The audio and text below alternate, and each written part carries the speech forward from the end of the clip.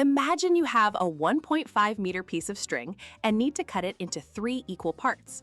Or you and 2 friends have a lunch bill of $48.75 to split. This isn't just a life problem, it's a math problem, dividing decimals. And it's not as scary as it looks.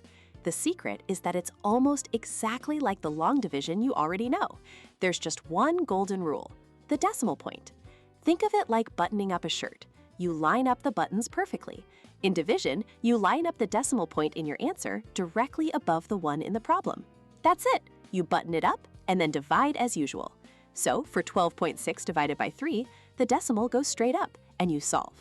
3 goes into 12 4 times and 3 goes into 6 2 times. The answer, 4.2. But what if a number doesn't fit? In the problem 0.812 divided by 4, 4 goes into 8 twice, but it doesn't go into 1. You can't just skip it. You must put a 0 in the answer as a placeholder before moving on. The answer is 0.203. Without that placeholder 0, you'd get 0.23, which is a totally different value. Now for the best trick, getting rid of remainders. Let's say you're solving 7 divided by 4. You get 1 with a remainder of 3. We can do better. Just give the 7 a decimal point and some invisible zeros. Turn it into 7.00. Now you can keep dividing. Bring down a 0 to make 30. 4 goes into 30 7 times, then into 20 5 times.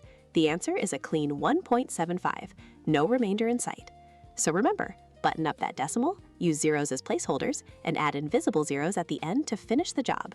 You'll be splitting bills and measuring materials perfectly every time.